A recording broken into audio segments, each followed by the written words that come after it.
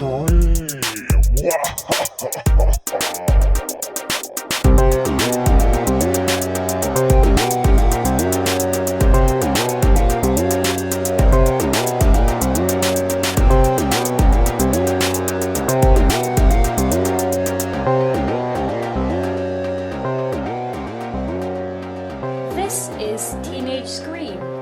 we fondly dissect the best and the worst of 90s teen horror. I'm Kirsty Logan, and this is my co-host Heather Parry. Hello. Hello. Hello. I'm very excited today, Kirsty. Are you? I am. Because today we're revisiting 1991's The Girlfriend by everyone's favourite R.L. Stine. Bob Stine! Bob Stine's back! Robot Stine. Bobot Stine.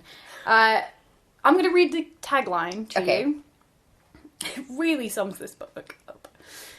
When she was good, she was very, very good.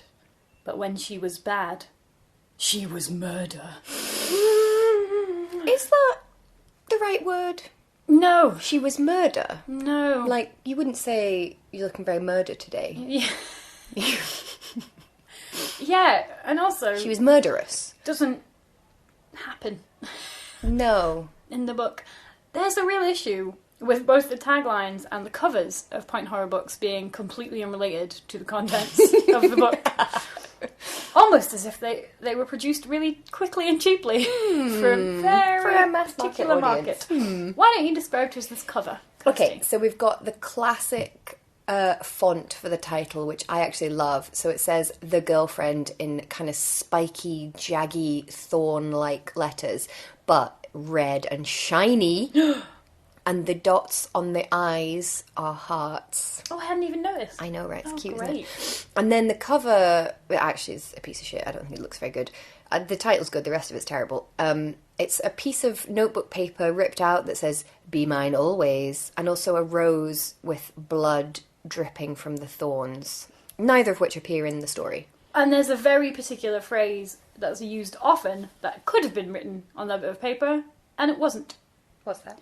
We'll come to it. Oh, okay. Oh, I'm intrigued. But it could have been that. But why would you use one that doesn't actually appear in the book? Yeah, why? Why? Anyway. Because we don't care. I think this is one that a lot of people have read. Yeah. From when they were kids. I definitely had this book when I was a kid. Do you remember what you thought of it when you were a kid? No, but now I can't help but think it's awful. Well, we'll find out more, We'll won't get in. So, we join the first badly named character in this book, Scotty Singleton. Now, he's distinctly not single at any point. He's double not single. He's double not single for most of the book. But anyway, he has a girlfriend, Laura DeMarco. Laura, Lora. Because why would you spell it how people actually do spell things? Because why would you? Why? Why? There's no need to. I have to say the male point of view is quite unusual in point horror. It is. It's almost always a female point of view. That is very true. And it does offset the inherent sexism about all men being awful murderers. Because sometimes women can be murderers too. She's not a murderer. No, he's just way awful. worse than her, but we'll get into that. We'll get into this. Anyway, Scotty and Laura are everyone's favourite couple. He's the school quarterback and sort of blandly attractive in that way that they are. You know, muscles, brown hair, dazzling smile, all this Probably stuff. got a strong jaw. Yeah, strong jaw. I imagine him as kind of relatively tall for a teenager. You know, those sorts of things. And Laura is the head cheerleader. Now, is that a power couple, really? I mean, not here, because what the fuck does that mean? Yeah, he's like, we don't even have cheerleaders. I mean, no. No. We don't have football players like that either. No, we don't really. No. School sports really aren't a thing in the UK, are they? But we are led to understand that they are a power couple. And everyone loves them for no apparent reason because they are awful. To a terrifying degree as well. Like, her family loves them, everyone at their school loves them, the teacher loves them, the Junior Chamber of Commerce loves them. God, we need to talk about that later. Oh my word! But anyway, they are just fantastic together, and they've been together for quite a while for a sort of teenager relationship. They're as monogamous as you can be at the age of what? 16, 17? yeah. 17. And they know they're cliche, but they're kind of okay with it.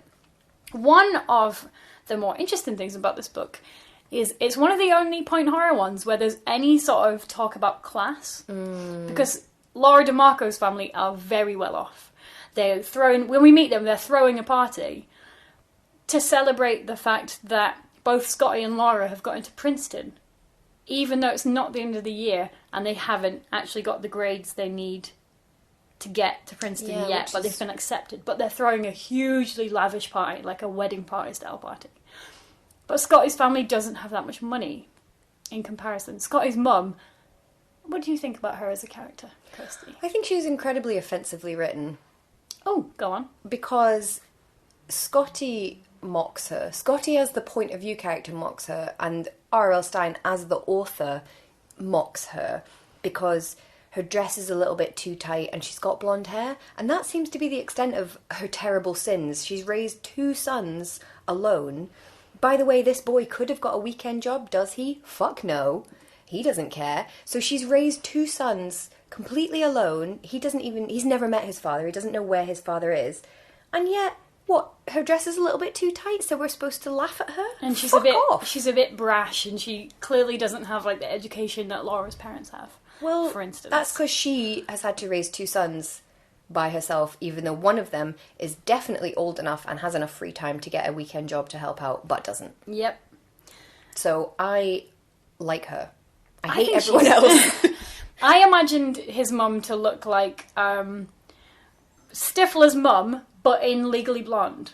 Yes, I agree. So I can't remember that character's name, but sort of has not a very glamorous job and isn't that sort of socially trained, if you will, doesn't have the sort of airs and graces, and wears sort of neon pink stuff that's a little bit too small, but essentially is like a really good person, and loves her dog and loves her kids and all these sorts of things, and like tries her very best. Which I would rather someone who is a nice person and works hard and isn't bitchy, but is maybe a little bit tacky, to basically everyone else in this book who is a fucking snob. Yeah, and Scotty doesn't even really like Laura's family because they're too loving. They are too rich and too nice. Yeah, they give them fucking who. They give them too much.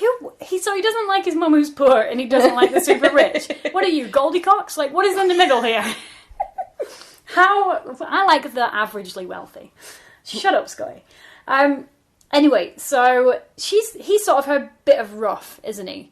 With a heart of gold, we're supposed to take away from this. He's sort of like a really good egg from a bad neighbourhood sort of thing. Which I don't think is true, but whatever. I don't think he's a good egg. He doesn't do anything kind or nice through this entire book. He's kind of nice to his little brother.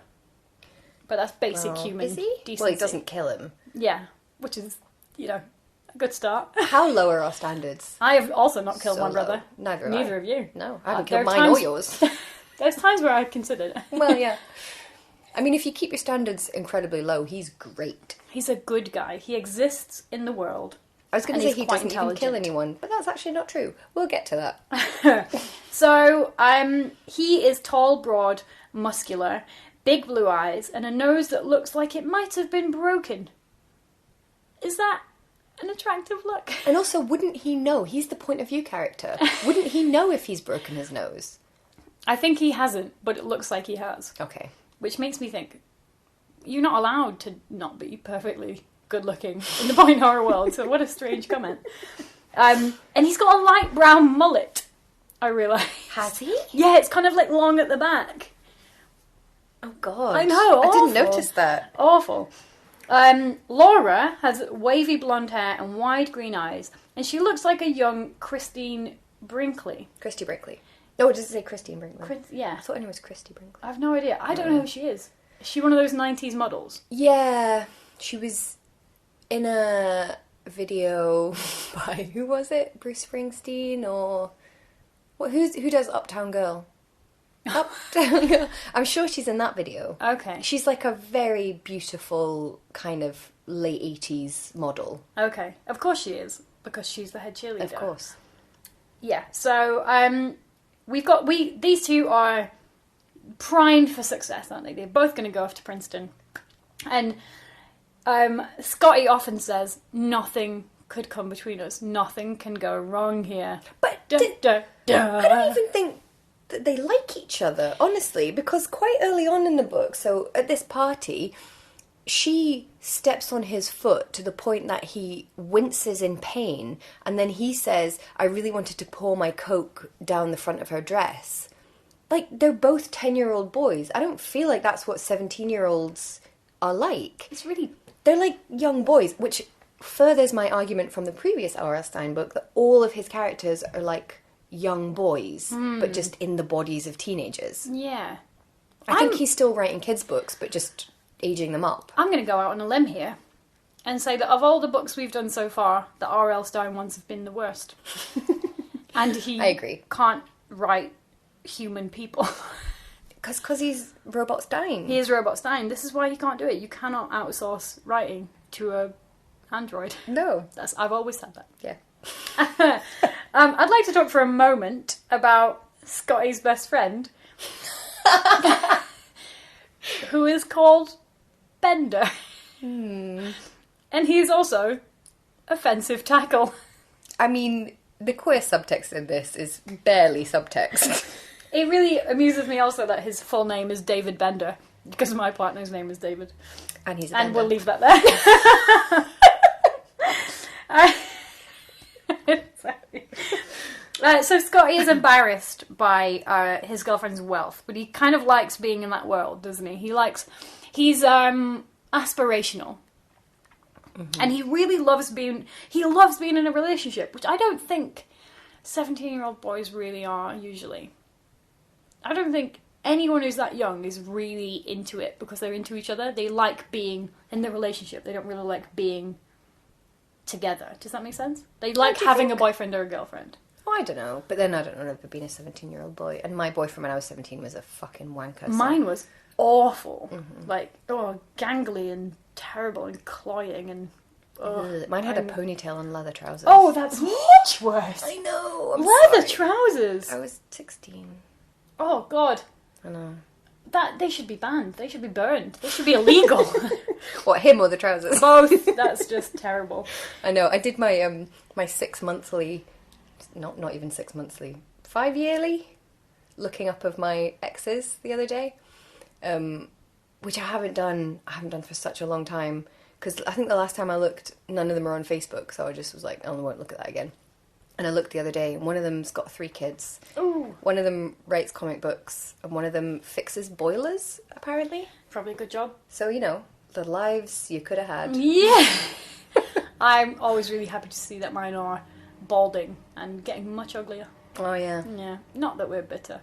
No. Twisted people. No, fuck no. We are well out of there. We're not as bitter and twisted as some of the people in this book, let me tell you. Jesus. So anyway, everyone loves these guys. And Laura's dad, who is a architect, is going to give Scotty an internship, how 90s, a paid internship. Imagine. At his architectural firm in the summer. You never know the things that are going to really date a book, but the idea of a paid internship is really one of them. Yeah.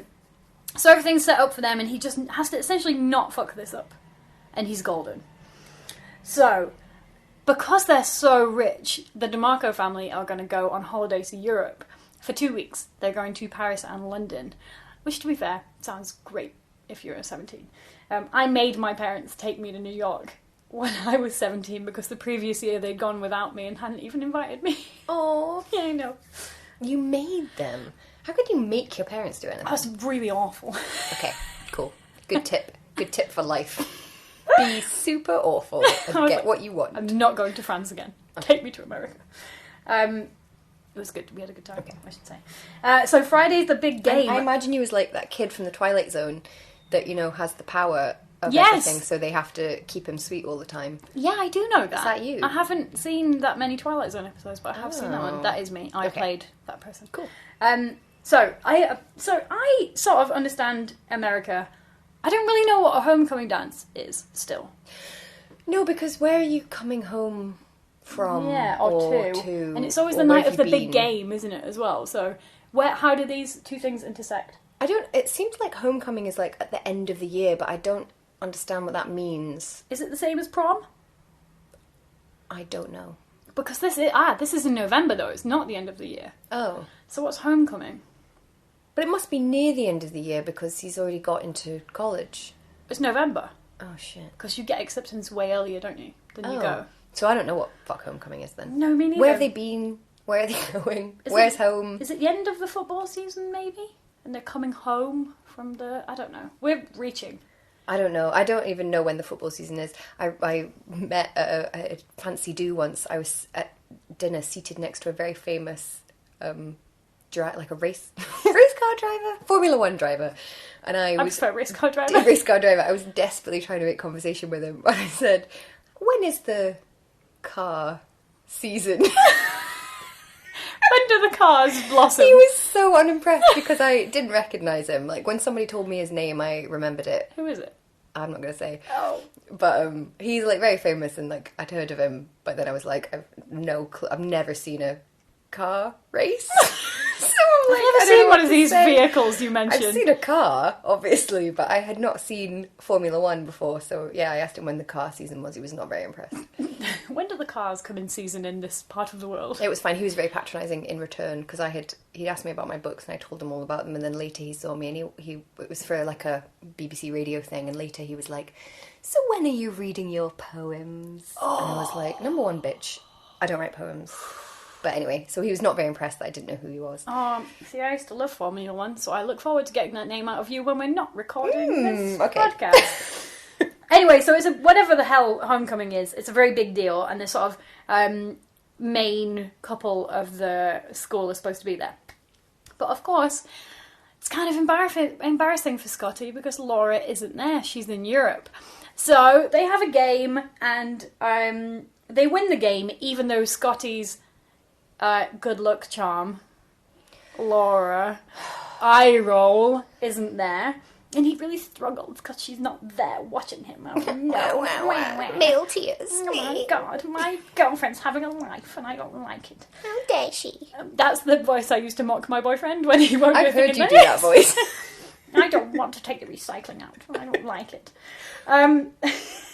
So after a bad first half in which they're losing, they win and Scotty goes to the dance alone. Now their coach sets a massive fire.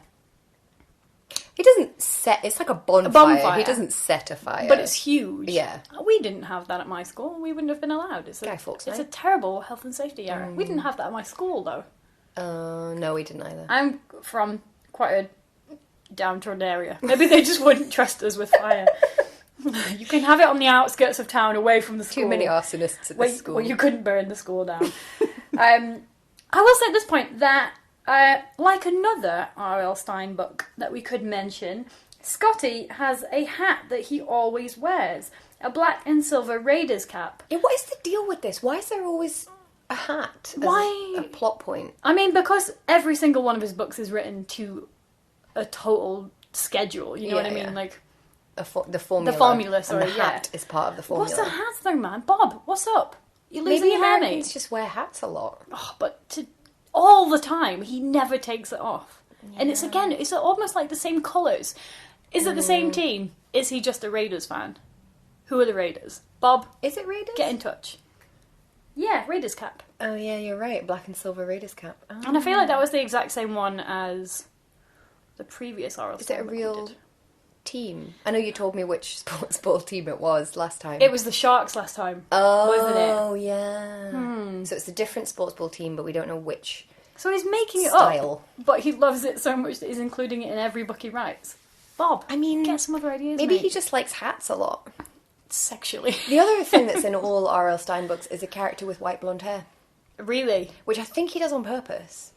Because that's unusual. White blonde hair, that's unusual. I just don't think men know how to describe hair colour very well. You know what I mean?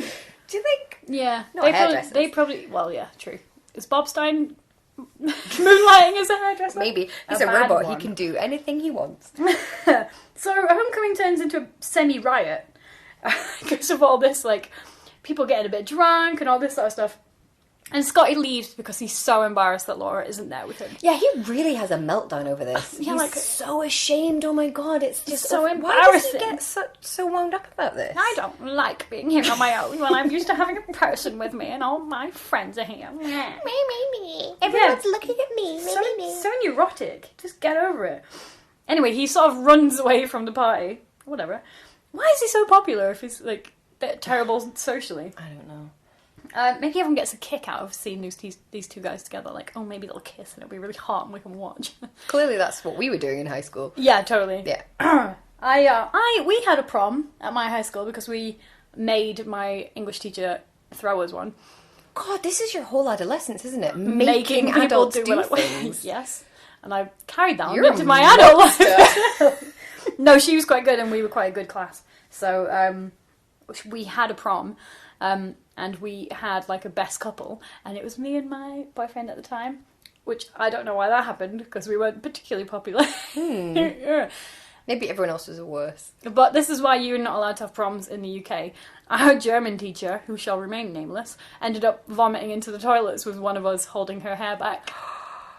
Because they were buying us drinks. Oh no. Yeah, terrible. Anyway, so Scotty runs away from this celebration party for him, full of all of his friends, and finds a girl. Wow, I don't really like it. I enjoy doing that voice too much, so I'm going to stop now.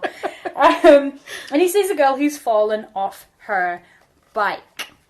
Now, that's nice. That's a bit of a good Samaritan thing, to go and help someone. Well, I don't really believe that he's that nice.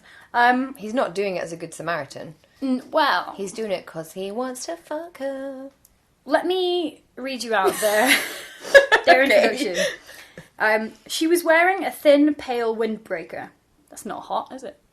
No, Windbreaker? a pale windbreaker. Pale green What does that mean? windbreaker. Oh, pale green. Oh, yeah, sorry, I think I read that out. Her back was turned to him.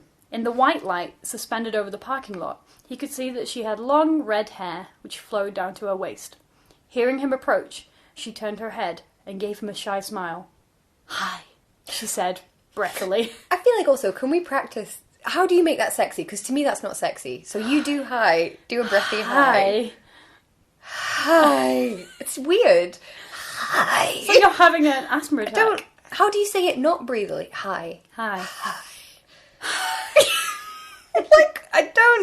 I think it's meant to be sexy, but I can't see how it would be.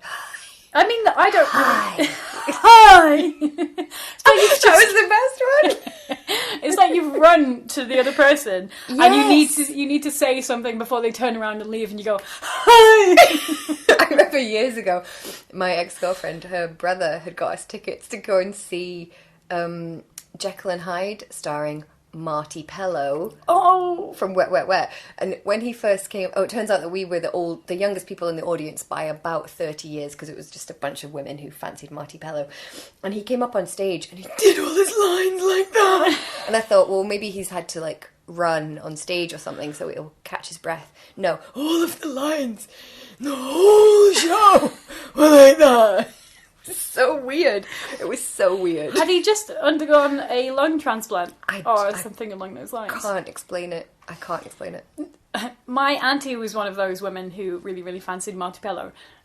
So that band in our family is just known as the Wets. Ew, that's gross. I realised the way I've put it that way made it even grosser. Because surely lots of people made that pun at the time. I don't know if we did. He makes me wet, wet, wet. Oh, God! They must have.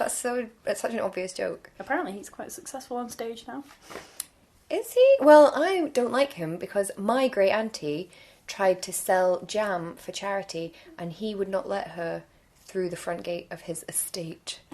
I mean, he should be so lucky as to meet my great aunt Edith, who is one of the greatest humans on this planet. And her jam, probably similarly good. Exactly. She couldn't do anything badly, so fuck him. You missed out, Fuck him Marty. and his breathy, weird delivery. Maybe he would say hi breathily. You missed out! So let's picture Shannon as Marty Bello. Hi! But Marty Pellow, who looks like this. She's very pretty, he thought. Her long red Sorry, hair... that was my dog Sorry. sneezing. We've got a guest on today's show, and it is Rosie Bennett Logan. Any sneezing or sighing is the dog. Or sometimes me. Or me. Yeah. Anyone scratch... If you see anyone dragging their bum across the carpet, that's me. That's not Rosie. If you see anyone squeaking a squeaky toy, that's me. Yeah. That's what we do. She's very pretty, he thought. Her long red hair falling loose behind her was really wild and sexy. She had a high forehead and big brown eyes and full red lips. He thought she looked very dramatic, like an actress. Oh. Now, high forehead. I don't think immediately. That was odd to me. Yeah, high forehead. What she's got a... Oh, bye, Rosie. Hi, Rosie. She's got a receding strange hairline. choice. Well, yeah, because I feel like, fair enough, most people think that full lips are an attractive thing to have. I mean, forehead size isn't really here or there for me. You can have far too much. You can have far too much or far too little. I don't know about you, but we call that a 5 head. Yeah. Yeah, okay. Yeah. So, that's Shannon. And he's sort of immediately enamoured with Shannon, isn't he? In a way that kind of doesn't really make sense. Although she is a redhead. And speaking as both of us being redheads, we are immediately sexy. I mean, of course. It's the best hair colour. It's why we have red hair. Well, yeah, because I also feel like if he loves his girlfriend so much, like, just because someone's got a pretty face, you don't run off with them. And she's literally a model.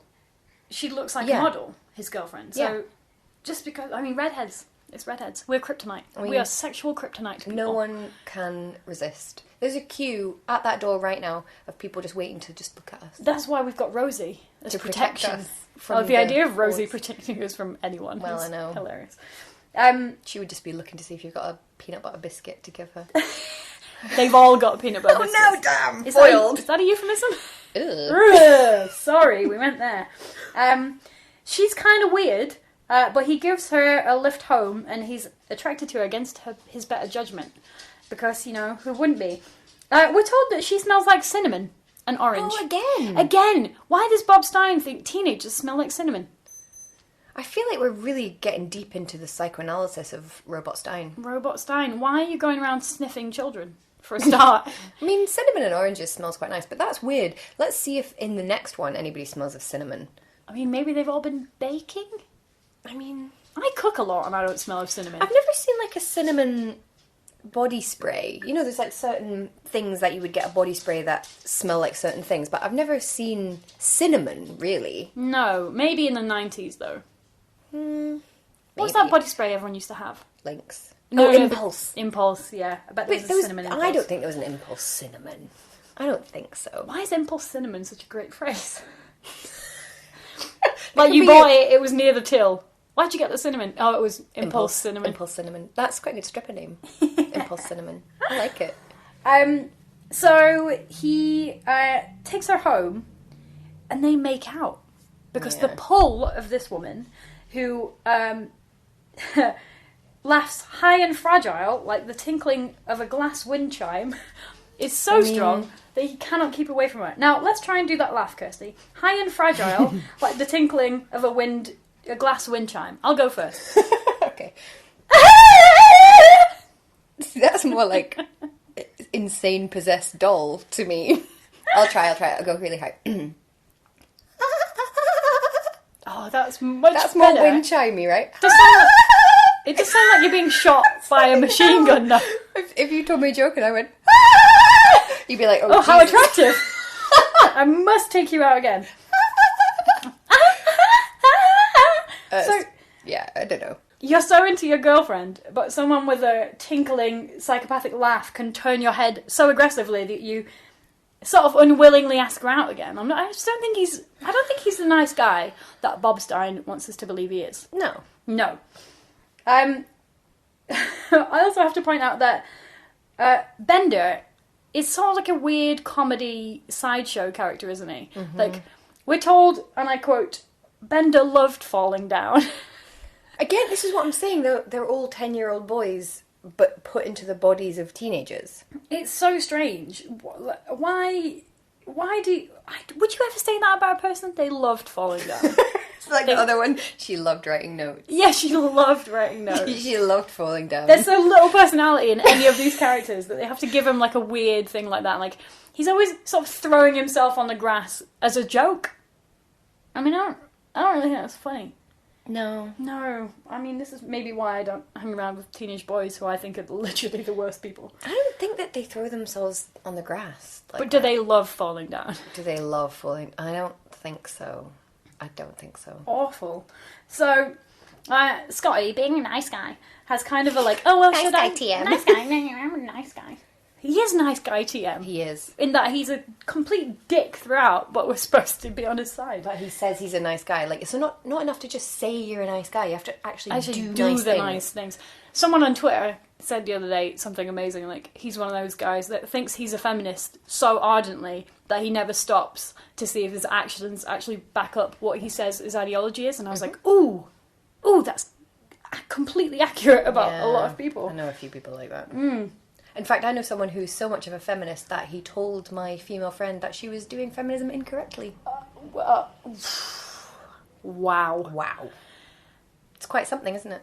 I mean, unless you're murdering women, I don't think you can be doing it wrong.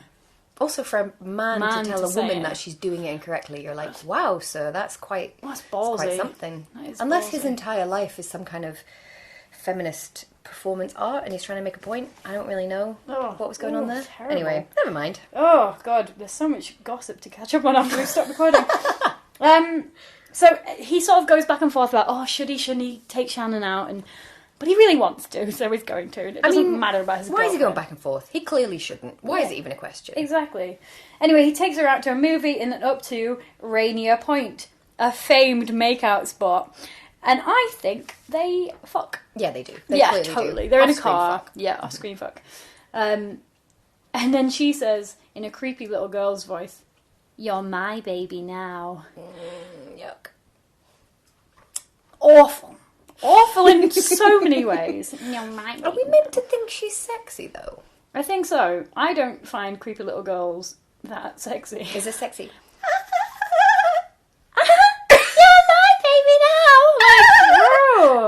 Total Bride of Chucky stuff going on here. And he goes home and immediately has no interest in her whatsoever, which definitely means they had sex. Fucked, yeah, and he came, and then his interest dropped right off for some reason. You know whose interest does not drop off? Shannon. Now, let me just frame this the way that Bob Stine frames it. They went out on a date and went to a make-out point and maybe fucked. He never mentioned he had a girlfriend also. No, he never told her he got a girlfriend. And then he's gone home and then, oh my God, she rings him in the morning. What a psychopath. I don't think that's... I think that's completely fine. And even worse, she rings him and he panics and says, "I'll call you back." It doesn't call her back. And then she calls again to say, "Hey, you didn't call me back." And he's like, whoa. Psycho. And you're like, really? I don't think that's that extreme. Yeah, like... At all. You did say you would call her back. You just fucked her. Like, give her a courtesy ring at least. Come on, that's a bad thing to do. Also, she goes to your school, so you're going to have to put the work in a little bit, even if you never want to see her again. You know what I mean? Yeah. I feel like this whole book is like, oh my God, I kissed this girl and took her out on a bunch of dates and basically fucked her, pretty much, as we have decided. And like, now she thinks we're a couple. Bitches be crazy. Yeah, bitches be crazy. What's going on? It's like she wants to see me or spend time with me or There's something. absolutely no reason that she would think that. And you're like, really, though? Yeah.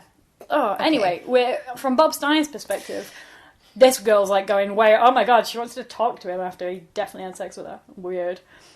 So he chats to her, and then Laura calls to let him know that she's home. Oh no, and this really made me laugh. She's talking about her flight back from Europe. The plane was delayed for over an hour. Oh, I'm sorry. Was it delayed for more than 60 minutes? I've had like 12-hour delays, bitch. Fucking Don't hell. come up with that. No way. When I flew to Malaysia, the plane sat on the runway at Glasgow for 3 hours. Oh, that's rough. Yeah, that's not a rough good. time. The worst thing I've ever had happen to me on a plane was coming into land at Melbourne Airport, and we were coming right down and then just shot up again in the air, which is terrifying. Fox on the runway. Yeah. Wow. I'm vegan, but Squash the fox. yeah, it's just probably gonna happen. So That's so heartless. it's just so weird. Just like really scared the shit out of me, and I'm a good flyer. So Laura's home, and they are going to the Junior Chamber of Commerce Autumn Ball because they're being given $500 each for being a great couple. Well, they're being, quote, teens of the year. And you're like, number one, what the fuck is teens of the year? Number two, What have they done? They don't do charity work. They don't do anything. Why are they teens of the year? For what? What's the Junior Chamber of Commerce? What's any of this? Is this rich people shit that we just don't know? I don't know. But why are they being given... You can't award teens just for being. Like, they haven't done anything. They're not even studying economics. No. He's doing architecture, and we aren't told what she's going to Princeton for because she's just a woman. So they haven't done voluntary work. They're not carers. They aren't the smartest in the school. Why are they being given an award? And $500 each. What have they done? Quite a lot of money. Nothing. I'd be ecstatic if someone gave me $500. All he does is bitch and moan about money, even though he's been given $500 and his mum is clearly struggling with money. Does he think about giving it to her? And then he's like, she's never been to Europe because it was too expensive for her to look after us. Does he think about taking her on holiday? Of course he doesn't. Oh, that'd be so lovely. But he doesn't even consider it. Because he's so concerned with not letting his girlfriend find out that he definitely fucked someone else. And the spanner in the works here is Shannon, who is waiting at his locker and acting, strangely, like his girlfriend. Where might she have gotten that idea from? Why might she think that they are going to fuck again? Like, he's practically still inside her, and she's just trying to get on, like, they're together. He's basically just come, and then he's gone, why are you still here? Yeah, can you please get out? Could you go away now? Fucking mentalist. So, Bender... sorry, it still makes me laugh. David Bender sees them, and Scotty essentially is just trying to get Shannon out of the way so that no one sees them, because, you know, they're the most popular couple in school, and... sorry, Rosie will not go where she's told her. She wants to join in. She also hates Scotty. Yeah, everyone does. Like, she knows. She's a good judge of character. Mm-hmm.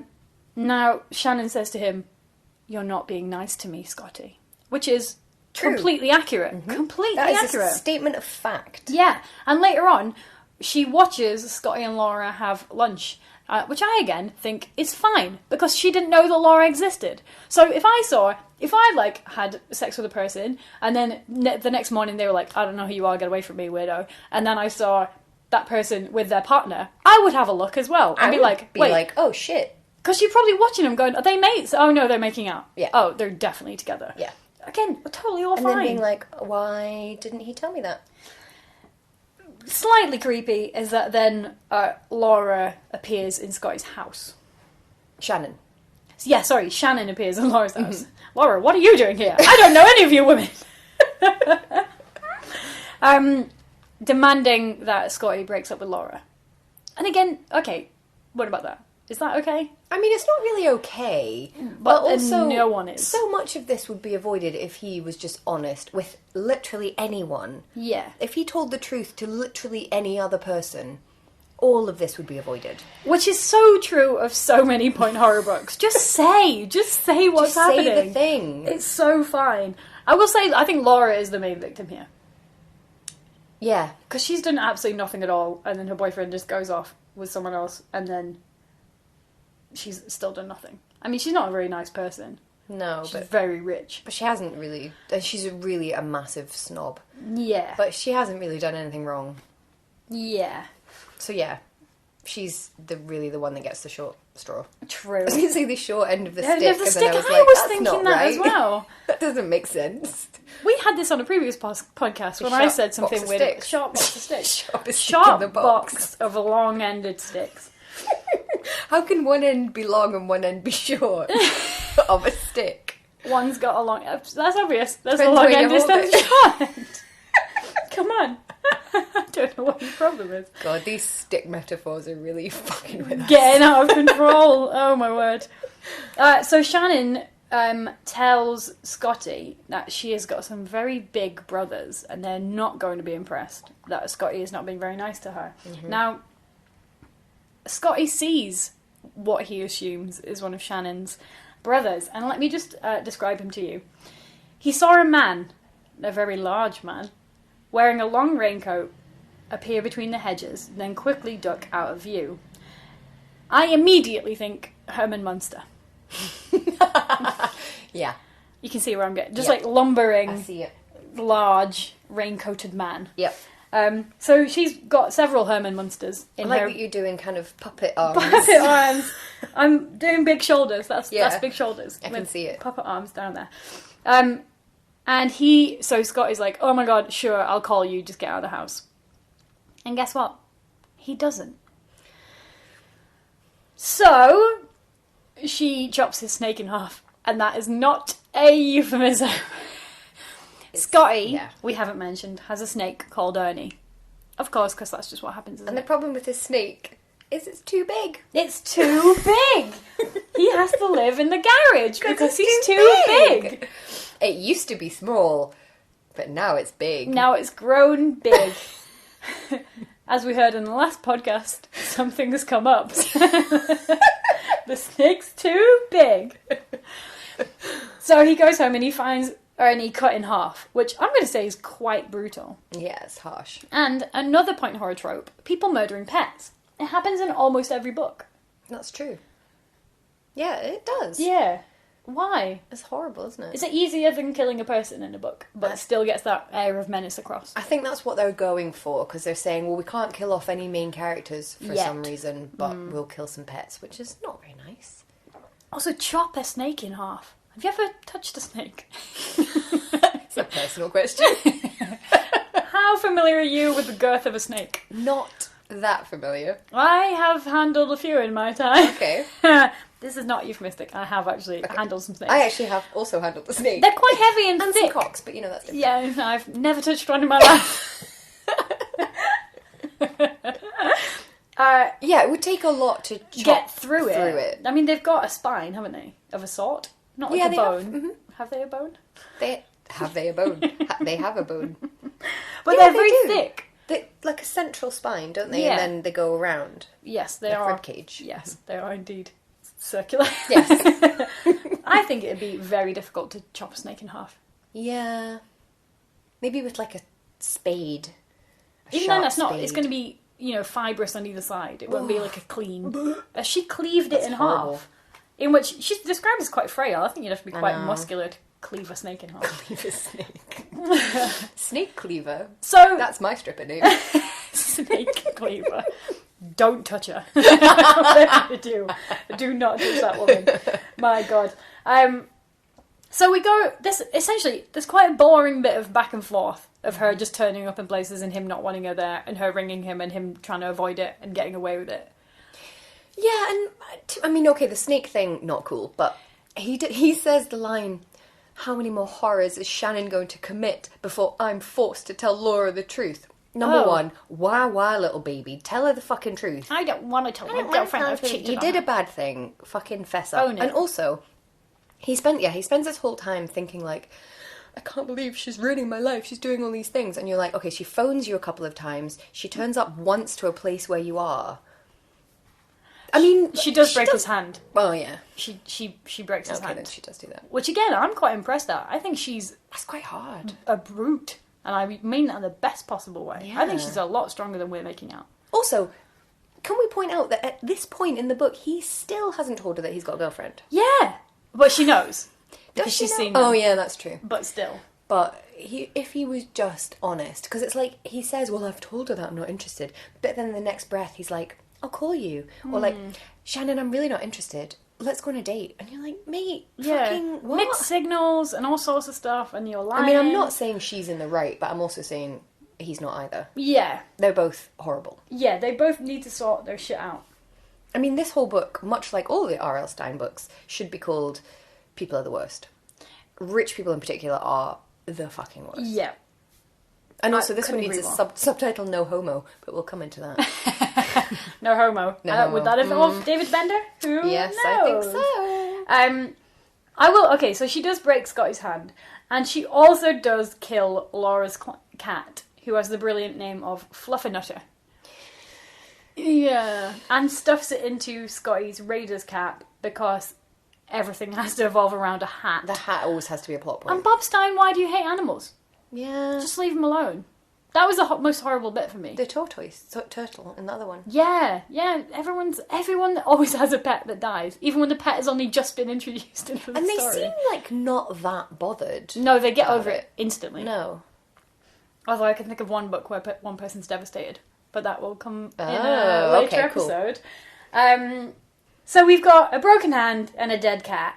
And still he won't tell anyone what the fuck is going on. And a chopped snake. And a chopped snake, if you will. 2 halves of a chopped snake.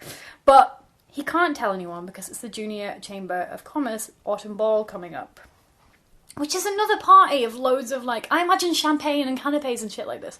Did you ever go to a party like that before? No. Have you ever been to a party like that? I have now, but not as a teenager. No, I've been to a couple. But still, it feels like very exciting times. And they're like, oh my god, I've got to go to this party. There's probably champagne. I know. We can't afford champagne. Go and drink to your heart's content. I know. Probably not even Prosecco, probably actual champagne. Yeah. So they hate it. Oh, and then fuck up, Scotty, you wee dick. And here's another bit about Scotty's mother. She had her platinum hair piled high on her head and moussed until it stood as stiff as a sculpture. Impressive. Moussed. That's a good word. Yeah, moussed. She wore her new chartreuse. Is that how you say that? Cocktail dress, the brightest dress in the room. But Scotty didn't mind. He was used to his mother's flamboyant style. Actually, he realised, the clothes she wore and her platinum hair were the only flamboyant things about her.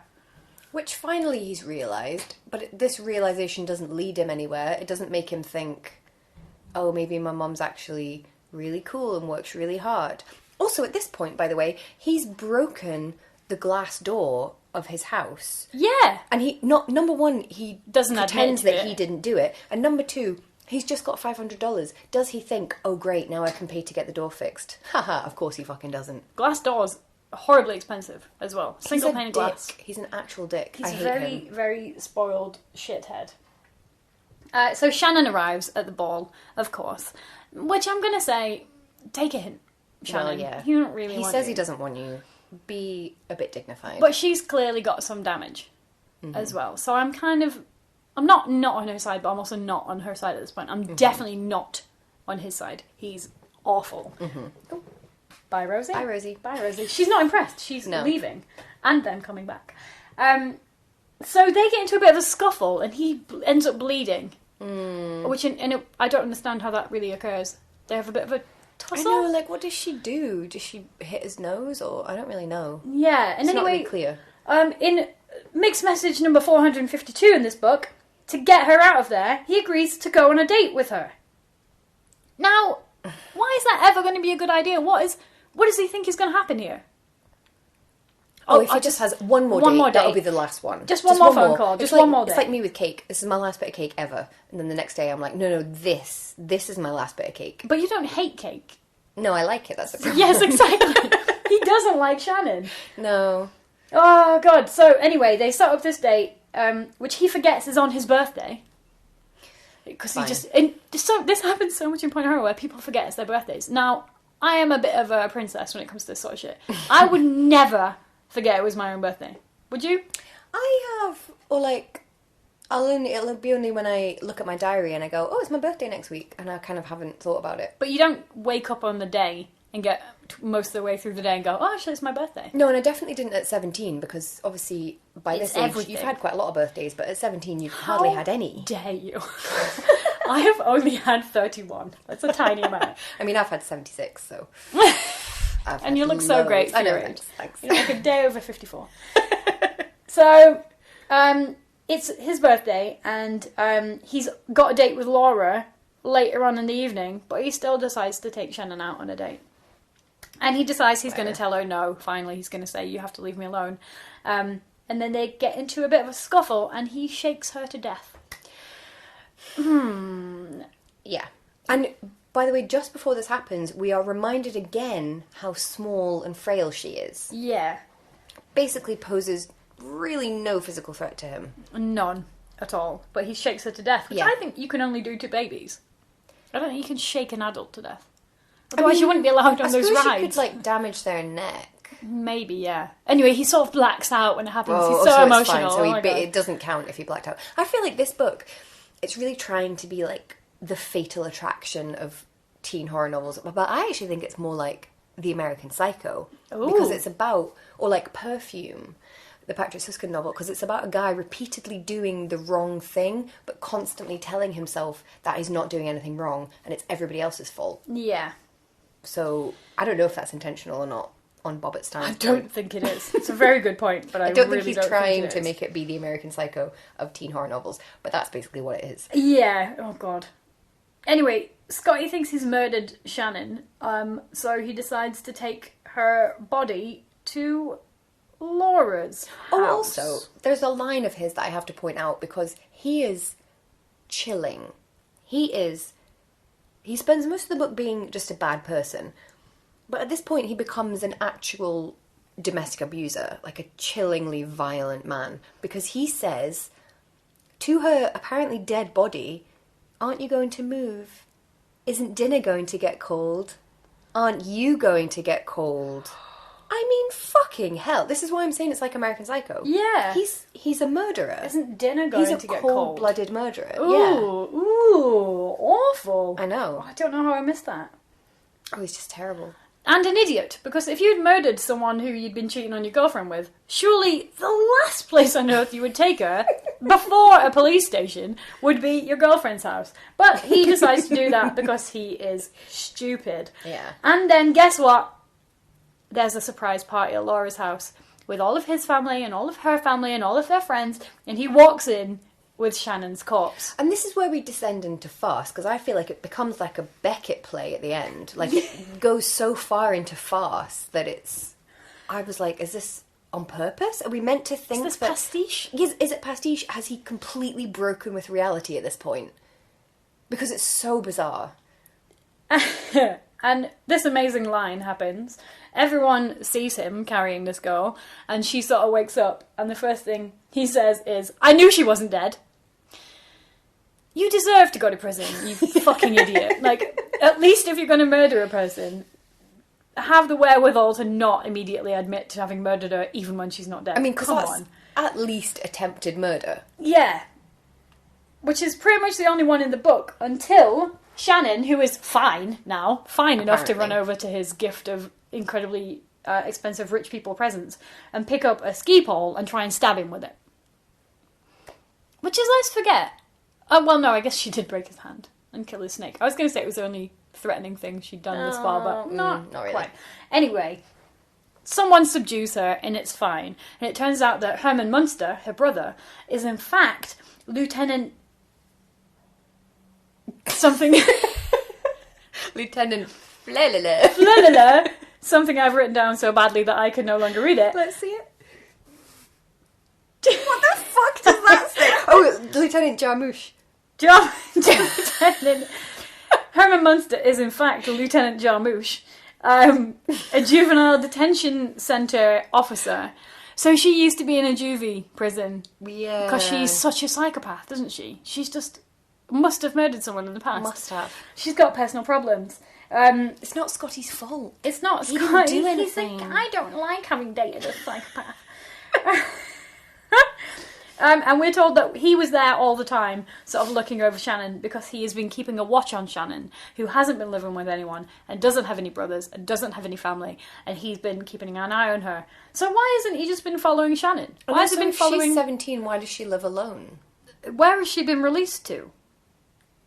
It makes no sense. If you were worried about... of this makes sense. If you're worried about a teenager, it's really easy to get them into sort of the system, you know? And why would they live alone? I mean, come on, she's tried to kill him with a ski pole. We have completely broken from reality at this point. Yeah.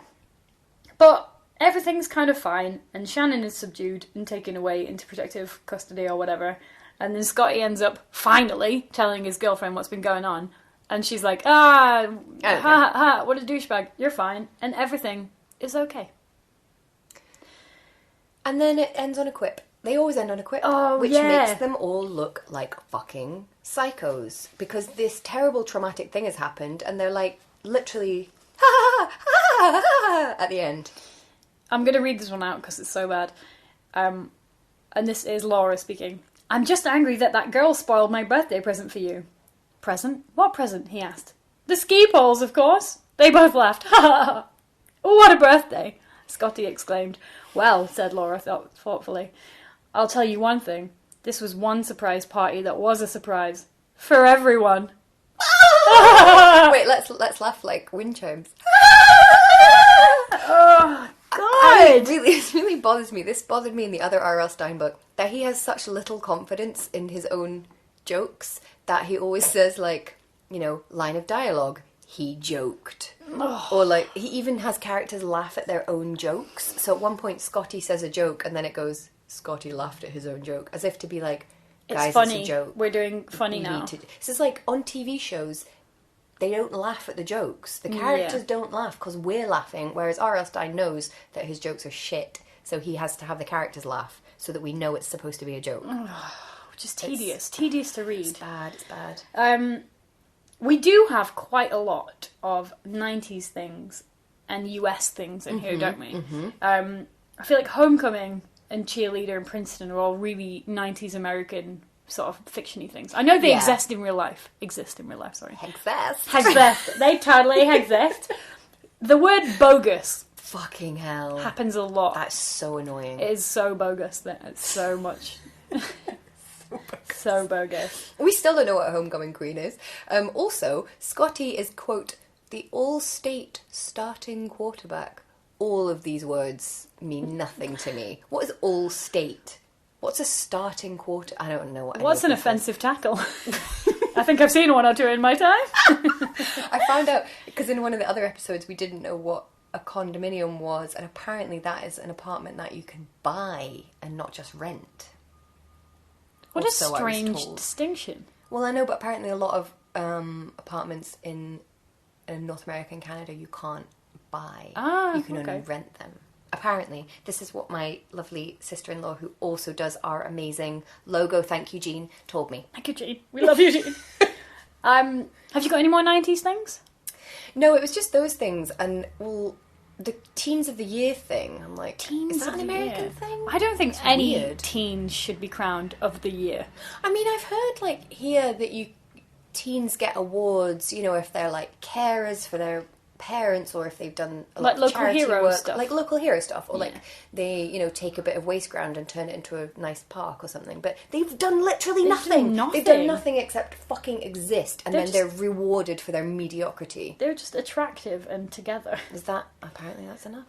Where's my Adult of the Year award? Why I'm still alive. Where's my award? I'd love 500 quid. I know. The fashion, though. The fashion's fucking great. Hell. Okay. Great. What have you got? Oh my god. He's obsessed with green. Laura... Velvet green dress. Green velvet party dress. Shannon wears a, quote, very short green leather skirt, which sounds kind of hot, actually, with a tight wool sweater and sheer tights. I think that sounds kind of hot. I'm imagining the one that wears the green jumper and skirt from Scooby-Doo.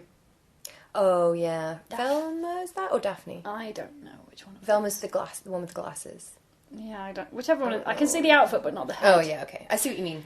And then they also have green and white cheerleader uniforms. And isn't his hat green as well? No, it's blue and silver. Oh, is it? Okay. Yeah. You're right. He just only deals Black in and primary silver, colours. She also wears a bright red turtleneck sweater and tight black denims.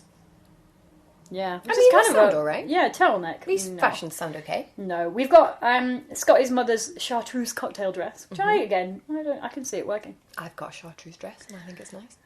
We've also got a bright red dress for Shannon, very tight, low cut, halfway down the thighs. That's not short, is it? Well... Halfway down your thighs. Well, I used to wear much shorter. If you can see your bum cheeks, I would say that's short. That depends on the size of your bum, though. Well, that's not true. The length of your skirt, I reckon. Well, maybe. And she's wearing red gloves with that. Gloves is strange. Yeah, but then it was like kind of late 80s when this was written, like Madonna gloves. Yeah, there you go. I see the dresses like, remember in Clueless and Cher's got that red dress on. Oh, yeah. That's what I see the dress like. Fair enough. Great fashion. One of the best fashion books we've had so far. I feel like I would actually wear those things. I think they sound quite nice. I think like the green leather skirt sounds quite cool. I think next episode we should dress up in Point Horror clothes. Okay then. Onto our Point Horror top trumps. Oh my god, before we do that, can we dig in a tiny bit to the queer subtext of this? Because I know we touched on it, but I made a bit of a list. So his best friend Bender is called Bender.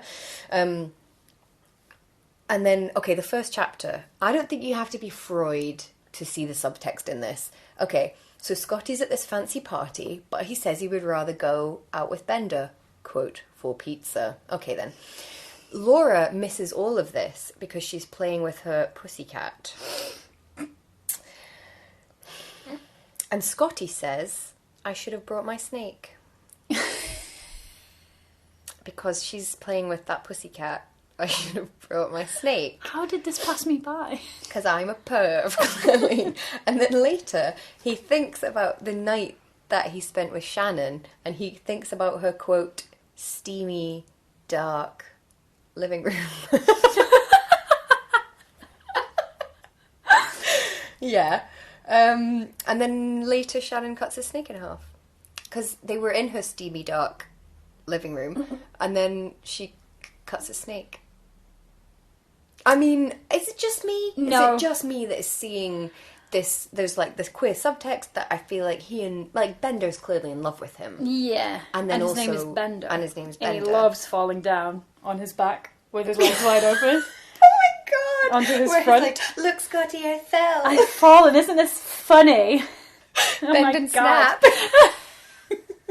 So yeah, they clearly are in love with each other, and then also the thing about his girlfriend having a pussycat and him having a snake. Come on. So, you think it's a relationship of convenience for the money and the status, but they're both each other's beard. Yes, I do think that. And then Shannon, he gets carried away one night and has sex with a woman, and then that haunts him for the rest of his gay life. Mm-hmm. Oh my God.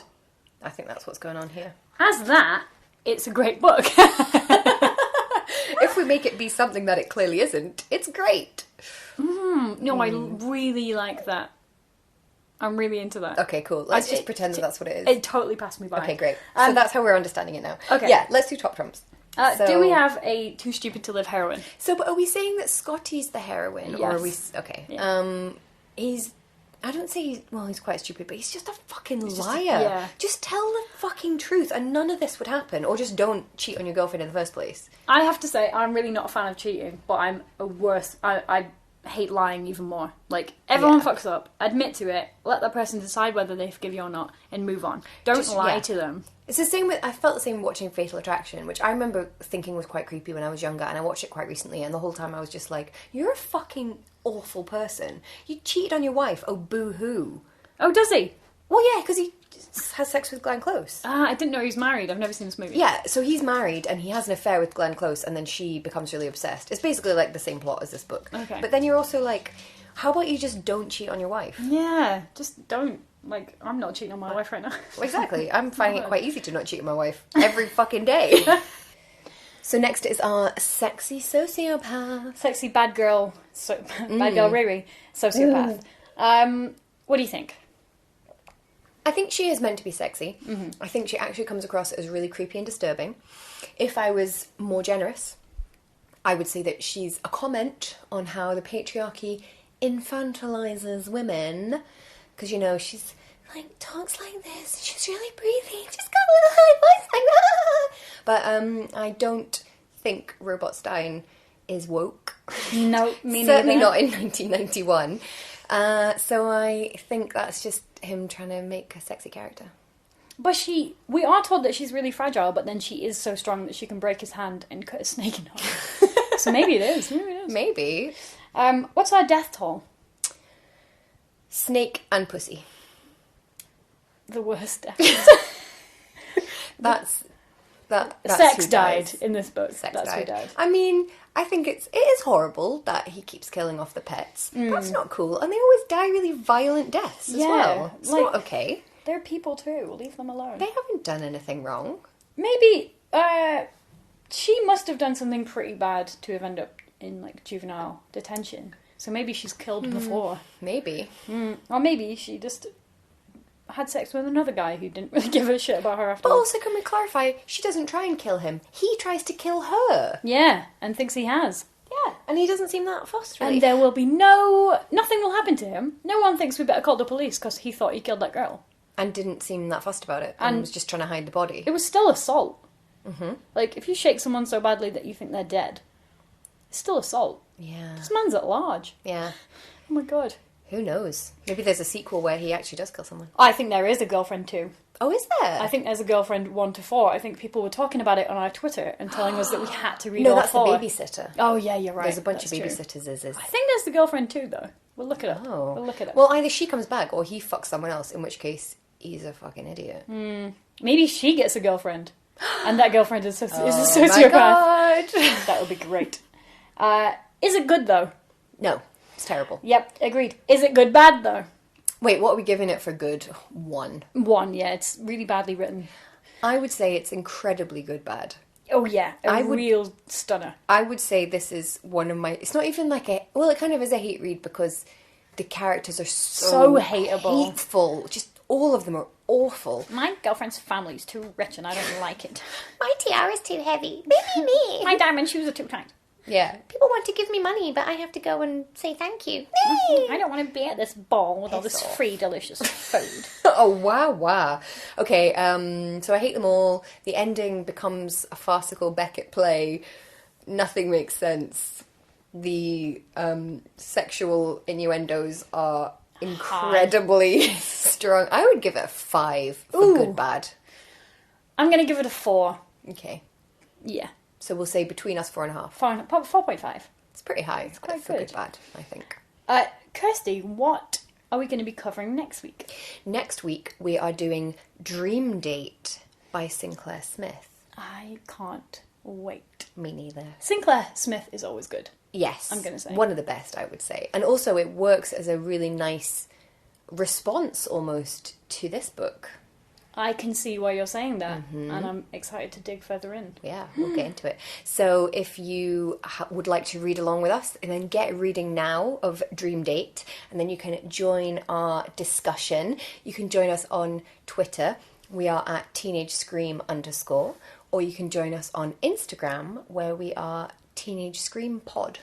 And if you want to subscribe, you can do so via iTunes or Stitcher or wherever you get your podcasts, really. You can also give us a review, which will tell us how much you love us. Hopefully. And you can also share the podcast amongst your friends, neighbours, colleagues, everyone you think.